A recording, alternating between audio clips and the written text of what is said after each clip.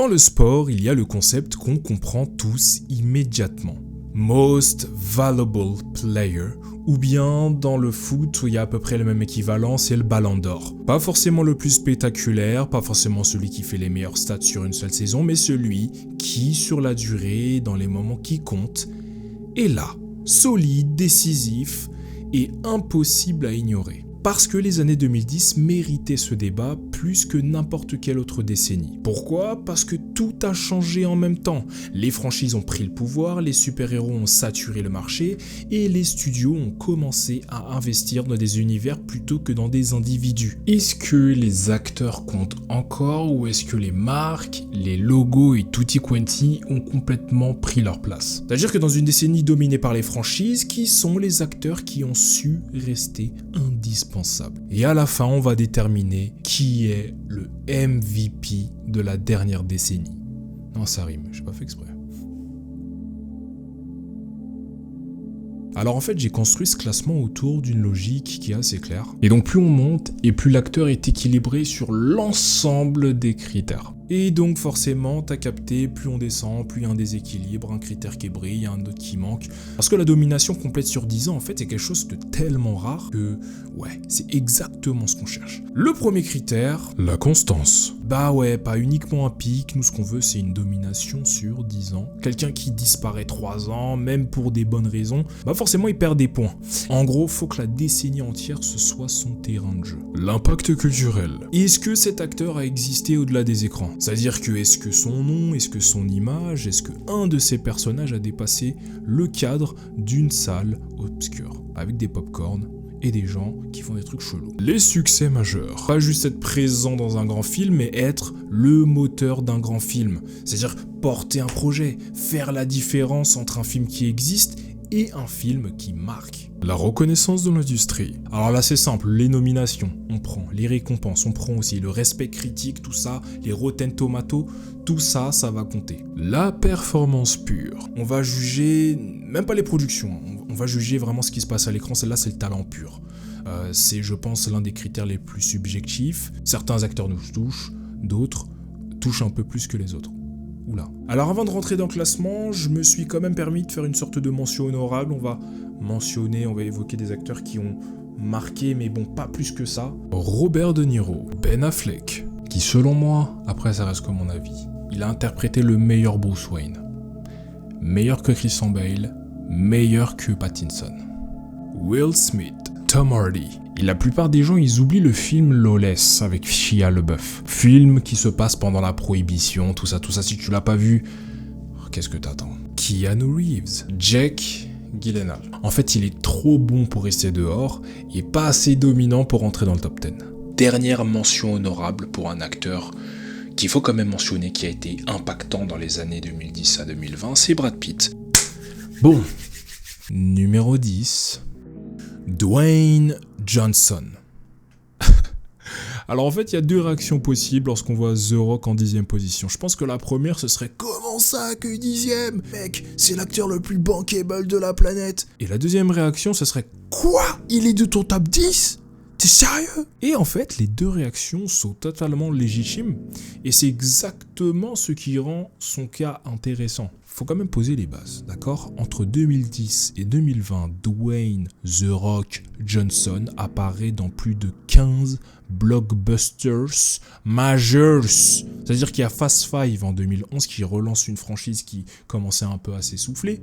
626 millions de dollars au box-office mondial. Furious 7 qui atteint 1,5 milliard. The Fate of the Furious qui dépasse 1,2 milliard. Ensuite, le type enchaîne avec Jumanji, avec Jason Statham, ils te font Hobbs & Shaw qui va dépasser 760 millions au box-office. Il y avait même Idris Elba dans le film. Donc sur la décennie entière, on dépasse largement les 10 milliards en total cumulé. C'est-à-dire qu'en termes de constance commerciale, c'est un peu le Will Smith des années 2010 à 2020.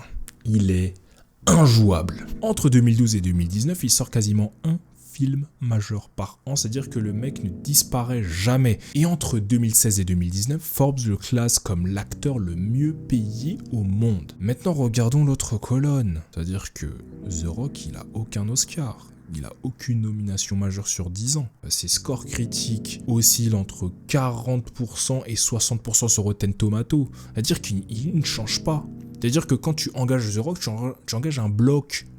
C'est un bloc de granit.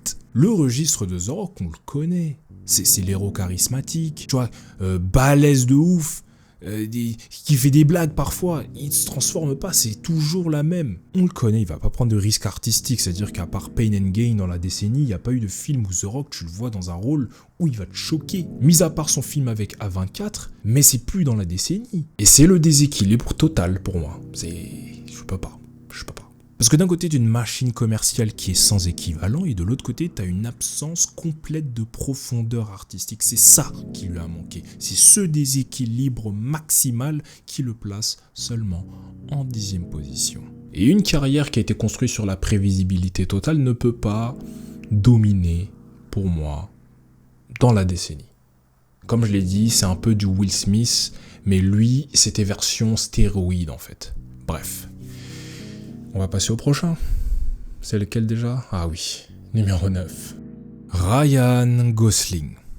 Oh là là, mais rien que ce nom à l'entendre, j'ai une remontée de frustration. Laisse tomber. Alors ouais, Ryan Gosling, c'est l'acteur qui aurait pu tout écrabouiller. Et c'est ça, la frustration. Parce que Drive, en 2011, ceux qui l'ont pas vu, j'en ai parlé dans l'une de mes premières vidéos de ma chaîne YouTube. C'est une référence esthétique pour toute une génération. L'image, la musique, tu sais, le blouson avec le scorpion.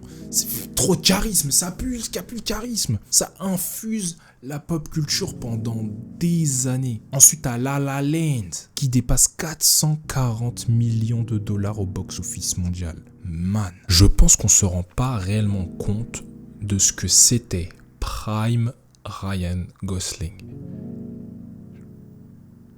Et il chope même à ce moment-là une nomination à l'Oscar du meilleur acteur, c'est pas n'importe quoi. Et puis attends, t'as Blade Runner 2049, film archi exigeant, visuellement c'est un bonbon, il est salué par la critique. Des films qui comptent, des performances qui comptent, un impact culturel. Mais le problème en fait, il va ralentir. Je sais pas ce qui s'est passé dans sa vie, peut-être que vous savez, moi j'en ai aucune idée, c'est-à-dire qu'après Blade Runner, il va disparaître quasiment totalement du grand écran. Il y a aucune franchise connue, pas de présence annuelle, il y a pas de domination commerciale stable en fait. Et c'est là pour moi le critère de constance qui fait archi mal et qu'il est numéro 9. Parce que tout simplement, sur 10 ans, il a choisi la profondeur plutôt que la régularité. Mais vas-y mec, t'étais lancé. Continue. Et lui, il a l'impact culturel, il a la performance, il a même la reconnaissance institutionnelle. Il lui manquait juste d'appuyer sur la pédale d'accélération sur sa carrière, d'enchaîner les projets. That's it. That's it. Pour moi, je pense qu'il aurait fallu un bon réalisateur tous les 3 ans qui lui concocte un scénario de malade. Ça c'est pas fait, tant pis. Ok, numéro 8, Tom Cruise. Alors Tom Cruise, en fait, entre 2010 et 2020, c'est 9 films, ok ? 9 premiers rôles, bim. Alors déjà, dès le départ, il y a écrit en gros « Je suis le boss ». Sur les contrats qu'il signe, il y a marqué « Je suis le boss ». C'est ça, en fait, le Tom Cruise. Mais ce qui est remarquable, en fait, avec lui, c'est pas forcément le volume, mais c'est la trajectoire. C'est-à-dire qu'il te fait Ghost Protocol en 2011, ça te fait genre 694 millions au box-office. Il enchaîne avec Rogue Nation un peu plus tard, 682 millions. Fallout, 791 millions et 97% quand même sur Rotten Tomatoes, un film d'action, c'est rarissime quand même pour un film d'action grand public, on va pas se mentir. Et c'est fou hein, mais chaque film de cette saga ne fait que monter en puissance. Come on man, stop it. Et c'est vraiment une anomalie dans le paysage, c'est-à-dire que il n'y a pas de ralentir avec lui.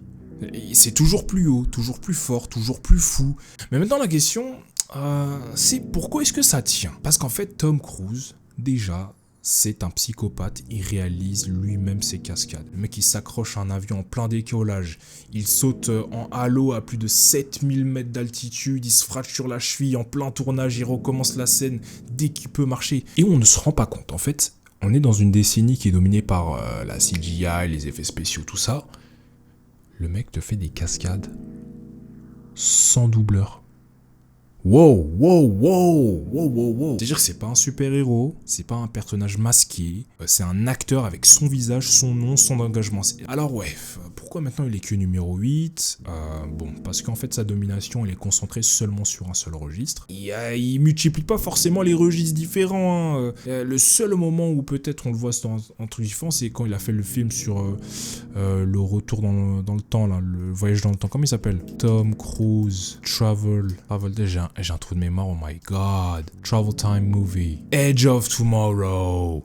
En 2014, il te fait Edge of Tomorrow. Et pour la première fois, on le voit dans un... Ah oui, Edge of Tomorrow, et il y en a un autre aussi. Et c'est tout, en fait. Ça s'arrête là. Oblivion. Il ne multiplie pas les registres et il n'a pas vraiment de reconnaissance institutionnelle majeure. Et la constance, elle est là. Il n'y a rien à dire. L'impact, il est réel. Faut pas oublier. Juste 2 critères sur les 5. C'est faible. Bien joué, hein, mais c'est faible. Par rapport au top, bien sûr. Parce que là, on parle quand même du gratin. On va se calmer. Calmez-vous. Numéro 7. Bradley Cooper. En fait, je pense que de tous les acteurs sur cette liste, Bradley Cooper, c'est peut-être celui qui est le plus difficile à évaluer. C'est-à-dire qu'en fait, il n'a pas un moment iconique ultra massif. Je vais quand même souligner le fait qu'il a quelque chose de rare. Lui, en fait, si je devais donner une sorte de comparaison footballistique, ce serait le milieu de terrain, polyvalent, régulier, talentueux sur plein d'aspects du jeu, et en plus sur 10 ans il est présent, enfin, qu'est-ce qu'on peut reprocher à ce type ? Oui, forcément, quand je pense à la dernière décennie, je pense à Bradley Cooper, c'est-à-dire que il est sur tous les plans.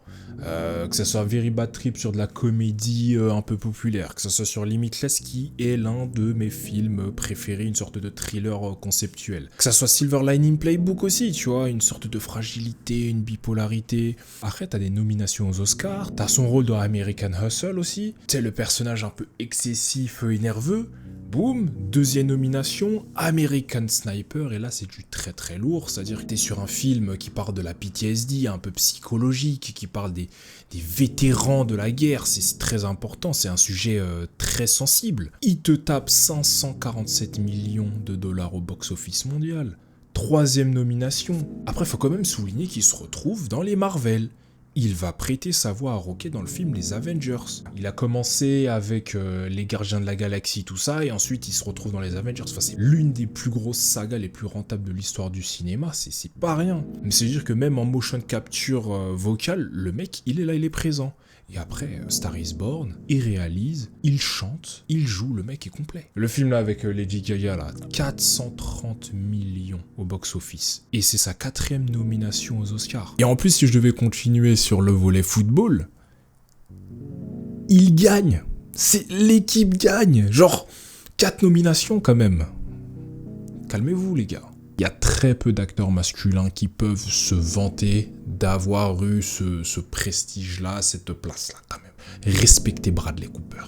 Comédie, thriller, drame romantique, film de guerre, film musical, motion capture, gros blockbuster. Il a un range, je pense, qui est sans limite. Mais il n'a pas gagné d'Oscar en fait. Ça aurait pu être le cas avec A Star is Born. Il était touchant, je l'ai trouvé grave touchant, mais... Il faut un truc en plus, je sais pas. Numéro 6. Denzel Washington. Bah ouais, dans les années 2010, il y a tout qui change dans le cinéma, donc forcément autour de Denzel aussi. Que ce soit les franchises qui dominent, que ce soit les super-héros qui sont sur le marché. En gros, pour pouvoir faire du chiffre, fallait forcément mettre un super-héros, fallait forcément mettre énormément de CGI, tu vois. En fait, dans ce contexte, Denzel, il devient une sorte d'anomalie, tu vois. Ça veut dire que le tonton Denzel, là, il ne porte aucune franchise globale. Tu sais, il dépend d'aucun univers partagé et où il ne se cache derrière aucun masque. Juste son nom, son prénom suffisent encore à financer un film. Et à son grand âge, attends. Il t'enchaîne. Flight en 2012, nomination aux Oscars. Fences en 2016, 2e nomination aux Oscars. 17 millions de budget et 64 millions de recettes. Et en fait, il va te transformer ce qui était à la base, je crois, une pièce de théâtre en film dramatique avec un succès super rentable. Et la troisième nomination, quand il joue le film de Roman J. Israel, The Equalizer en 2014. C'est-à-dire qu'à plus de 60 piges, il te porte un thriller d'action, 192 millions au box-office. Après, il y a une suite en 2018 qui fait à peu près autant, tu vois. C'est-à-dire que juste avant, j'ai mentionné Tom Cruise dans cette catégorie un peu vétéran, mais qui continue à faire des trucs de ouf. Ce qui ne l'a pas fait monter plus haut, c'est ce que Denzel, il a. C'est-à-dire que le mec, c'est un anciens, il met à l'amende tous les jeunes, il te met 3 nominations sur la décennie. Donc, ouais, il est anciens, mais quand même, il vous dribble tous, en fait. Et donc, en fait, pourquoi il est numéro 6 ? Parce que, bon, son pic de domination culturelle absolue, c'est pas la décennie 2010 à 2020, en fait. C'est dans les années 2000. Et dans les années 2010, il reste grand, il reste immense. Et ce qui rend sa 6e place encore plus impressionnante, parce que même sans gros blockbuster, gros film, il reste quand même dans le top 6, tu vois. Malgré les poids lourds qui sont devant lui. Ouais, on va dire qu'il prolonge juste son prime. Tu vois, il prolonge une grandeur plutôt que de recréer quelque chose de totalement nouveau. Donc, bonne place, mais on peut pas aller plus haut. Bon, bah, let's go sur le numéro 5. Matthew McConaughey. Si tu veux, il y a des carrières qui avancent et il y a des carrières qui basculent totalement. Et celle de Matthew McConaughey, eh ben, elle bascule. Au début des années 2010, si tu veux, cet acteur, en fait, il est catalogué. C'est en fait la star des comédies romantiques à la base. C'est une sorte de Gosbo bankable, tu vois. Et puis, il y a quelque chose qui se passe. Il va commencer à réorienter sa carrière. Il va arrêter de dire oui aux comédies faciles, aux cachets qui sont archi confortables et aux rôles qui ne lui coûtent rien, en fait. Il reconstruit tout. Et là, il te fait un Dallas Buyers Club, tu vois, il va perdre 21 kilos et il va jouer le rôle d'un homme qui se bat contre sa mort et contre un système médical qui l'ignore totalement. Film archi touchant, archi profond. L'Oscar du meilleur acteur. Et en parallèle, True Detective saison 1, c'est un phénomène, ça devient un phénomène.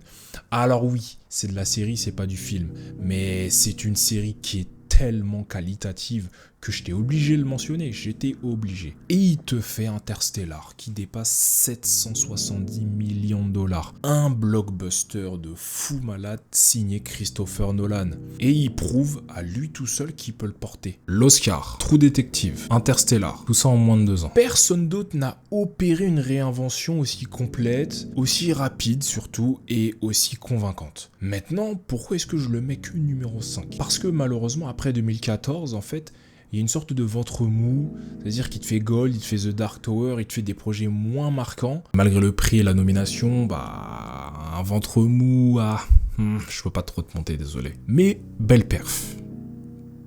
Mais je peux pas te montrer plus haut. Mais belle perf. Belle performance. Mais je peux pas te montrer plus haut, désolé. Mais belle perf. Numéro 4. Joaquin Phoenix. Tu sais, il sort pas de nulle part, il va s'installer progressivement dans cette décennie, c'est ce que j'ai beaucoup aimé, c'est-à-dire que il va commencer tout doux avec The Master en 2012, avec une première nomination aux Oscars, genre grosse performance physique, intense, tu sais, presque inconfortable à regarder, t'étais vraiment mal à l'aise. Après, il va enchaîner avec Her en 2013, un film qui parle de l'IA, en plus, on est en plein dedans aujourd'hui en 2026, sa relation, voilà, avec sa relation, il tombe amoureux d'une intelligence artificielle, machin, c'est cool, c'est un très beau film, j'ai beaucoup aimé. Tu sens que cet acteur-là, il est excellent. On a envie de le revoir, la critique, elle est unanime. Et il enchaîne après avec You Were Never Really Here en 2017. Et il prend le prix de l'interprétation au Festival de Cannes, c'est à noter quand même. Et à chaque fois, des rôles de plus en plus radicaux, de plus en plus sombres et de plus en plus loin de ce que le grand public attend. Et cette trajectoire mène logiquement et inévitablement à 2019. Le Joker qui dépasse le milliard de dollars au box-office, l'Oscar du meilleur acteur. Il prend l'Oscar du meilleur acteur, Golden Globe. Le film, il est rated R, Mais ce qui rend le milliard encore plus improbable, ça n'a aucun sens. Et surtout la transformation physique qui est encore plus extrême. Et ça, c'est pas un coup de chance, c'est l'aboutissement logique de 8 ans de charbon, sans ventre mou, sans compromis et sans relâche. McConaughey, en fait, il a eu une sorte de ventre mou. C'est pour ça que Phoenix, je le mets devant lui, qui a eu une sorte de montée en puissance qui n'est jamais redescendue tout au long de la décennie. Et on s'en souviendra. Et pour moi, l'Oscar, finalement, c'est une sorte de ponctuation dans toute cette montée en puissance tout au long de la décennie. Maintenant, il y a un petit déséquilibre. C'est que le type, il choisit peu de films. Et il n'est pas présent chaque année. Et c'est ce qui l'empêche, malheureusement, de monter plus haut. En fait, on va dire qu'il y a une montée, mais ça manque un peu de volume au top. Mais sinon, c'est très bien. Le numéro 3, Christian Bale, forcément. Et le truc, c'est que lui, il commence la décennie avec un Batman derrière lui. C'est pas n'importe quoi. Ce que la majorité des acteurs feraient à ce moment-là, c'est quoi ? Bah, tu capitalises. Tu restes dans le confort de ce qui fonctionne. Tu fais juste des films à gros budget, des gros blockbusters et tu encaisses les sous. Et en fait, Christian Bale, il fait totalement l'inverse. The Fighter en 2010 et il chope l'Oscar du meilleur acteur dans un second rôle. Avec, encore une fois, à la prime, la transformation physique qui est extrême. Il enchaîne avec American Hustle en 2013, il prend du poids, il change de posture, boum, nomination aux Oscars. The Big Short en 2015, boum, film nominé à l'Oscar du meilleur film.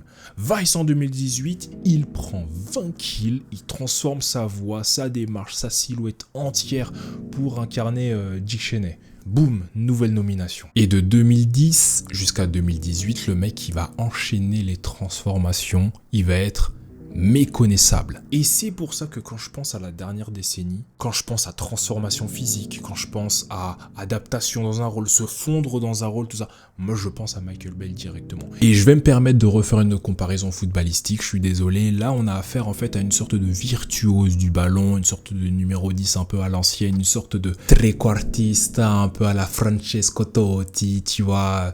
Il a dominé par la technique, il a dominé par la constance, mais il a manqué ce truc. Et tu vois, je le mets devant certains acteurs qui ont eu un Oscar parce que pour moi, t'as fait des gros scores, t'as fait gagner ton équipe, on va se souvenir de toi, mais il a manqué la finition. Parce qu'en fait, son impact, c'est un peu frustrant, mais il reste uniquement critique. Genre, il n'y a aucune de ses performances qui dépasse le cadre du mec qui kiffe le cinéma. Genre pour devenir une sorte d'image générationnelle à la... Bon, je vais pas mentionner, non, bah, tu m'as compris. Et c'est là où j'ai un peu un problème, c'est que Bale, il est fort, Bale, il rapporte énormément de pognon. Peut-être s'il avait gagné un Oscar dans le rôle principal, ça aurait fait basculer la balance. Je sais pas. Mais en tout cas, ce qui est sûr et certain, c'est que les deux que j'ai devant lui, ils pouvaient pas passer devant. Ça, c'est sûr et certain. Mais faut reconnaître qu'il a fait partie des acteurs dominants de la dernière décennie. À présent, on va passer au numéro 2. Donc t'as compris un peu le concept. À partir du moment où je vais t'exposer mon numéro 2, tu vas comprendre qui sera le numéro 1. Plus de ça, on est sur YouTube, donc au final, tu peux vraiment accélérer la vidéo, tu vas directement voir mon numéro 1, donc voilà, ça n'a rien de... Mais ne sois pas spoilé. Reste avec moi. N'avance pas la vidéo, parce qu'on va y aller pas à pas. Je vais donner le numéro 2. Tac, il y aura un peu de débat, un peu d'échange et tout, et ensuite on va passer au numéro 1. Alors, numéro 2. Qui est le deuxième acteur le plus dominant de la décennie 2010-2020 ? Robert Downey Jr. Bien sûr que c'est mon numéro 2. Attends, il y a des gens qui sont en train de se dire « Non, mais comment ça se fait qu'il est aussi haut ?» Attends. Ferme les yeux. Et maintenant, imagine-toi comme ça. Quel acteur majeur a dominé la décennie du début jusqu'à la fin et qui a fait des gros chiffres? Tu fermes les yeux et qu'est-ce qui te vient en tête? Ça peut être que Robert Downey Jr., faut arrêter. C'est-à-dire qu'avant que la décennie ne commence, on sait que ça va être lui Iron Man. Il t'a fait Iron Man 1 en 2008. Ok, là on est prêt. Maintenant, The Avengers en 2012. Et c'est lui le patron. Iron Man 3, Age of Ultron, Civil War, Infinity War, Endgame. Alors oui, je sais, il a fait partie d'une grosse franchise. 7 films sur une décennie qui font le milliard, où on voit sa grosse tête sur l'affiche. Mais les chiffres ne raconte pas tout. Et pour moi, c'est ce qui est remarquable avec Robert Downey Jr., c'est qu'il n'est pas juste dans ses films, en fait. Il en est l'architecture humaine. On est en train de parler de Tony Stark, c'est-à-dire le personnage fondateur du MCU. C'est-à-dire que sans lui, l'univers ne démarre pas. Et sans lui, il ne se conclut pas. Et le pire, c'est que c'est lui qui porte émotionnellement la séquence finale dans Endgame. C'est-à-dire que j'ai commencé le truc, je vais finir le truc. Son arc narratif dure 11 ans, 11 années. Et sa mort, c'est un événement mondial. C'est pour te dire, il y a des fans qui pleuraient, on a attendu. Le film a duré quelque chose comme 3 heures. Mince alors, Robert Downey Jr. est indissociable de Tony Stark. Il ne surfe pas sur la vague. C'est lui la vague. Et ça a commencé avant la décennie 2010 effectivement, mais c'était en 2008 avec Iron Man. Et de 2010 jusqu'à 2020, il y avait que lui. Regarde, après 2020, ce qui s'est passé. La phase 4, sans lui, était tellement pourrie qu'ils étaient obligés de le ramener. Non, stop it. On va arrêter ça. C'est lui le numéro 2. Même au-delà de ça, au-delà du fait que ça soit le personnage central du MCU, Robert Downey Jr., il est charismatique. Il a tout en fait pour être le lead acteur de cet univers. Imagine-toi si on aurait eu un Tony Stark un peu moins charismatique, un peu moins cool. En fait, Robert Downey Jr., tu sens qu'il était fait pour jouer Tony Stark, un peu à la Johnny Depp. Tu peux pas le dissocier de Jack Sparrow. Surtout que lorsqu'il joue le personnage, il pue le charisme en fait. Et un autre acteur qui joue Tony Stark, je pense pas que ça ferait le même effet. Et d'ailleurs, je ne pense même pas qu'un jour il puisse être remplacé. Maintenant qu'on a fait des éloges, maintenant pourquoi il est pas numéro 1 ? Bon bah, tu le devines, sa domination aussi massive soit-elle, dépend d'une seule structure. Ouais je sais mais je vais m'expliquer quand même.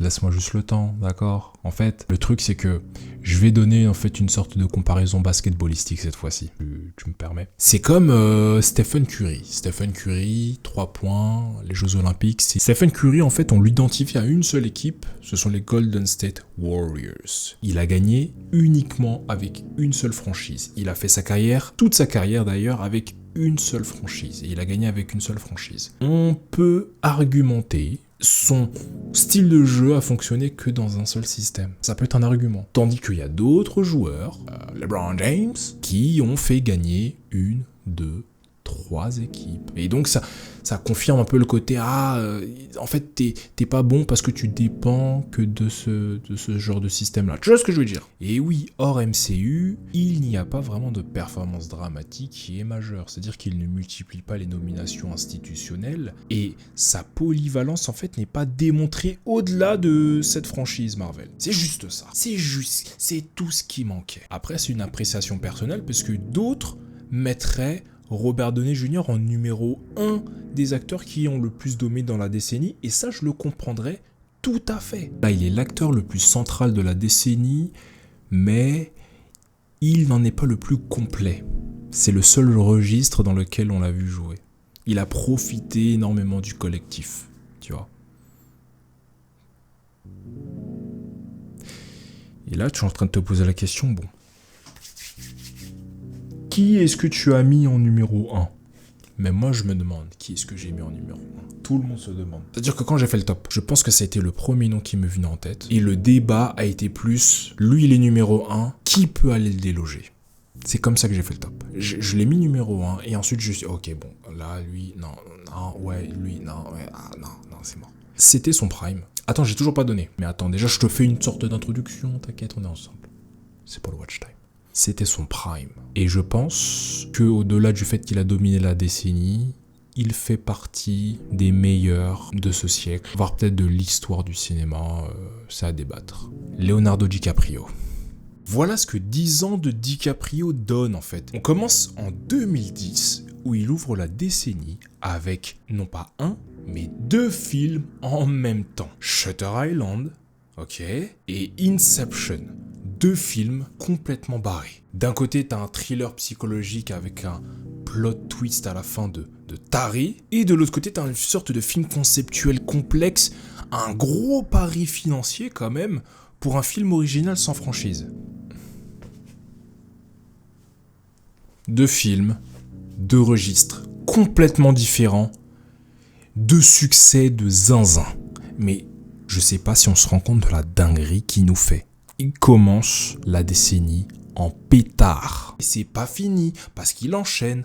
Il y a The Great Gatsby, très très lourd, The Wolf of Wall Street, 3 heures de film classé R, sujet moralement ambigu, l'argent, pachin, tout ça. I'm not fucking leaving!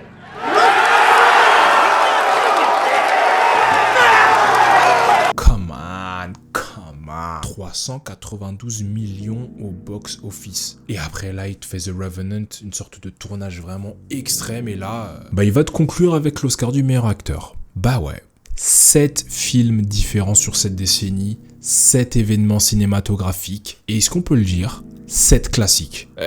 Sans hésiter, je me retape tous les 7 films là ce soir. Ah non, ce soir, je vais peut-être aller dormir, je suis fatigué, mais Leonardo DiCaprio, c'était injouable. Cette décennie était injouable. Il te termine la décennie avec un petit Tarantino, tu vois, Once Upon a Time in Hollywood. Et dans le lot, on précise qu'il y a 0 franchise, pas d'univers partagé, il n'y a pas de masque, il n'y a pas de machin. C'est pas une critique, hein, mais c'est pour te dire que son talent et sa présence font qu'il explose l'écran en fait, il explose les box-office. DiCaprio, il a travaillé avec les meilleurs réalisateurs aussi, de la dernière décennie et même du cinéma. Hein. T'as du Nolan, t'as du Scorsese, t'as du Tarantino, t'as du Inarritu.